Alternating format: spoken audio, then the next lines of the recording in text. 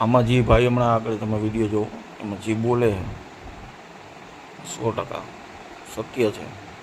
મારે દીકરી નથી, દિલથી કહું છું આ વસ્તુ કરાય. ખરેખર તમે આ સભાના લાયક જ નથી. હકીકત છે. શું પડી છે આ લોકોને કે તમારી દીકરીઓ બચાવવા માટે તમારું સ્મશાન બજારમાં ના ખોરવાઈ જાય એના માટે આ મહેનત કરે છે ને આપણે અહીંયાથી એક આંગળી પકડીને દીકરીને નથી લાવી શકતા. કોઈ ફરક નહીં પડે, મારે કોઈને આમાંથી વેવાઈ નથી કરવાના.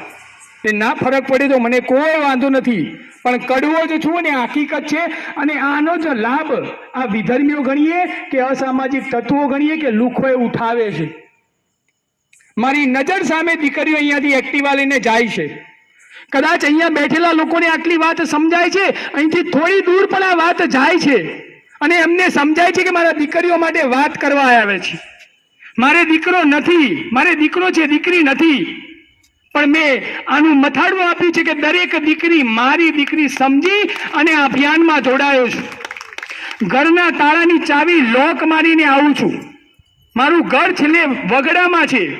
છેલ્લે વાઈફનો ફોન આવજો કે 12 વાગે પહેલા આવજો, બીક લાગે છે. પણ હું એમ કહું છું કે મારો સમાજ જે દીકરી ભાગી જાય એના સમાજના ડર છે ને એ પહેલે મારે દૂર કરવા માટે મારે રાત્રે 1 વાગશે પણ વાગશે તો તું સૂઈ જજે. હું કોના માટે આવું છું? આ બધા કોના માટે આવે છે? શું તમારી નૈતિક જવાબદારી નથી? આ સોસાયટીના એક સમાજના આગેવાન તરીકે તમારી જવાબદારી નથી કે દરેકને કમ્પલસરી કરીએ? ગણપતિ મહોત્સવ ઉજવો છો, અહીંયા ઉજવો છો ને, નાસ્તા કરશો બંધ કરી દો. જો ખરેખર તમારે સમાજને સુધારવા હોય ને તો બંધ કરી દો. આ તમને એવું છે કે 1 કરોડના 1.5 કરોડના બંગલામાં બેસીએ છીએ, આપણને શું ફરક પડે છે? એ લોકો એવા લોકો શોધે છે કે જે 1.5, 2 કરોડ 5 કરોડના બંગલામાં રહે છે. બાકી બતાવો કે દેલા વસાહતમાં રહેતા અને ઝૂંપડપટ્ટીમાં કામ કરતી દીકરીના કોઈ ભાગી ગયા હોય કે પ્રેમ લગ્ન થયા હોય તો એમના ટાર્ગેટ પણ તમારી જેવી સોસાયટીઓ જ છે. અને એટલા માટે સભા કરીએ છીએ. દુઃખ થાય છે કે સાલું આટલો પરિવાર છોડી, ધંધો છોડી અને આ લોકો મહેનત કરે છે ને આ એક ટ્રસ્ટી નથી લેતા અહીંયા લાવવાની. તમને ના કહી દઉં, કદાચ સમય વધે ને તો એકવાર જજો. મહેસાણામાં 34-35 આ ગેસ્ટ હાઉસ ચાલે છે. એના અહીંયા ગેસ્ટ હાઉસનું બોર્ડ હોય ને ત્યાં 1 કિલોમીટર દૂર ઊભા રહેજો. તમારી દીકરીઓના એક્ટિવાની ડેકીમાં 1 ઝૂંકડી કપડાં એક્સ્ટ્રા હોય છે. ના હોય તો કહી દઉં તમને, હું સાક્ષી છું. ઘરેથી કયા કપડાં પહેરીને જાય છે, બજારમાં કયા બેનપણીના ઘરે કપડાં બદલે છે, આખો દિવસ ફરે છે, ફરીથી બેનપણીના ઘરે જાય છે અને તમે આપેલા કપડાં પહેરીને ઘરે આવે છે. આ હકીકત છે આ સમાજની. આ યાદ રાખજો. તમારા સોનાના ઘરેણાઓ એ તમારી તિજોરીમાં પડ્યા છે, તમારા લોકરમાં પડ્યા છે. વિનંતી કરું છું, ગમે તેવી દીકરી હોય એની એલસી, એનું આધાર કાર્ડ અને એનો જન્મનો દાખલો, આ 3 વસ્તુ લોકરમાં મૂકો. બાકી દાગીના સોફા ઉપર મૂકી દો. આ ભાઈઓની તાકાત છે, ફરીથી કમી લેશે. પણ એ દીકરી ભાગી જશે ને તો સમાજની આ 5 કરોડનો બંગલો છે ને એ ઝૂંપડી દેખાશે. અને આવા કેસો જોયેલા છે, કેસો લીધેલા છે. આ બધા જેલમાં ગયા છે, કોના માટે ગયા છે? મારા ઉપર કેસ ચાલે છે, કોના માટે ચાલે છે? મારા માટે. એકય કેસ મારા પરિવાર માટે નથી. સમાજની દીકરી, સમાજને કે અન્યાય થયો હોય ને એના માટે છે. જે પણ અહીંયા આયોજન કરે છે ને, ગણપતિ નવરાત્રિનું આયોજન, 1 દિવસ એનું સેશન રાખો.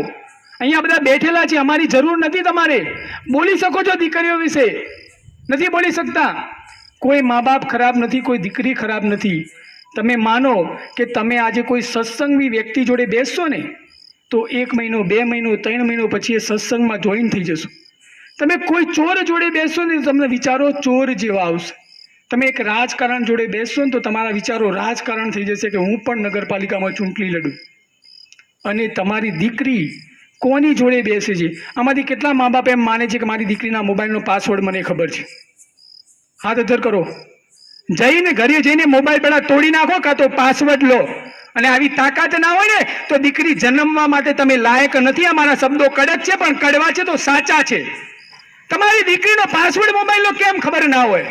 મારે દીકરો છે 11 વર્ષનો, જોઈ લો મારા મોબાઈલમાં. એની યુટ્યુબની લિંક અને મારા યુટ્યુબની લિંક સેમ છે. એ યુટ્યુબમાં નાનો કાર્ટૂનનો વિડીયો જોયે ને તો પણ મને બતાવે કે એને શું જોયું છે. દીકરો છે તો પણ હું ચિંતા કરું છું. કારણ કે જોતો તો નથી ને કે ડ્રગ્સ શું છે, દારૂ શું છે, દારૂની પાર્ટીઓ શું છે, એ તો નથી જોતો ને. યુટ્યુબમાં સેમ છે, મારીને વાઈફમાં. તમારી દીકરીના પાસવર્ડ તમને ખબર નથી, ના પાડી દો મોબાઈલ નહીં મળે. અહીંયા જેટલા બેઠા છે એમના 5 મોબાઈલ છે ને એના કરતાં દીકરીનો મોબાઈલ મોંઘો હશે. આટલી તો ચિંતા તમે દીકરીની કરો છો. ના કરો, ભલે દીકરીને જે માનવું હોય માને. તમે નાના હતા ને ત્યારે દવા પીતા હતા. શું કરતા હતા? ના પીવો એટલે નાક બંધ કરીને દવા પીવડાવતા હતા. એની માને ખબર હતી કે આ જો દવા નહીં પીવડાવું તો આ બીમાર પડશે, મરી જશે, એટલે એને દવા પીવડાવવી પડે. તો આપણી દીકરીને સમજ નથી. એ વખતે નાની હતી ત્યારે પીવડાવતા હતા ને. પણ અત્યારે ભલે ગમે તેવી મોટી થઈ ગઈ હોય, 80 વર્ષના ડોસી થઈ જાય ને તો પણ એના મા માટે દીકરી જ હોય. અને આપણી દીકરી અત્યારે વાયરામાં જે ખબર નથી પડતી મારી જવાબદારી શું, તો પણ તમને તો ખબર છે ને મારી જવાબદારી શું. એને દવા તમારે પીવડાવવી પડશે, સમાજને જે કહેવું હોય કે. બાકી આ જ રીતે અમે સભાઓ કરીશું અને આ જ રીતે લોકો સાથ અને સહકાર આપશે ને તો એકવાર આ લોકોનું પણ મોરલ તૂટી જશે. સાચી વાત કે ખોટી વાત? અને આ બધા ગાંડા છે. આમાંથી કેટલા લોકો માને કે મને ભગવાને બધું આપ્યું છે, બધું, જમીન, દીકરી, છોકરો સારો, સંસ્કારી વહુ, એના છોકરા, કેટલા બધાને ક્યાંક ને ક્યાંક નથી આપ્યું ને. હા, પણ હું એક વાત કહું, જે મને નહીં આપ્યું એવું કોઈને ના આપ્યું એવું કહેજો. બુદ્ધિ કોને ઓછી આપી છે આટલામાંથી? બધાને આપી છે. કોઈ ગાંડું છે હમણાં? આ બધા બેઠા, આ બુદ્ધિ વગરના બધા બેઠા છે, ગાંડા બેઠા છે. એટલા માટે તો તમારી દીકરીઓ બચાવવા આવે છે. બધી બાકી ડાયા લોકો તો બંગલામાં એસીમાં જઈને ટીવી જોવે છે. આ બધાને ભગવાને બુદ્ધિ ઓછી આપી છે ને ગાંડા છે ને એટલે સમાજ માટે દોડે છે.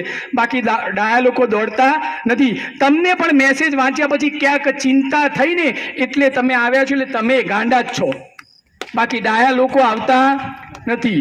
તો દરેક બહેનોની વિનંતી છે, આપણે પણ એક ગ્રુપ બનાવીએ.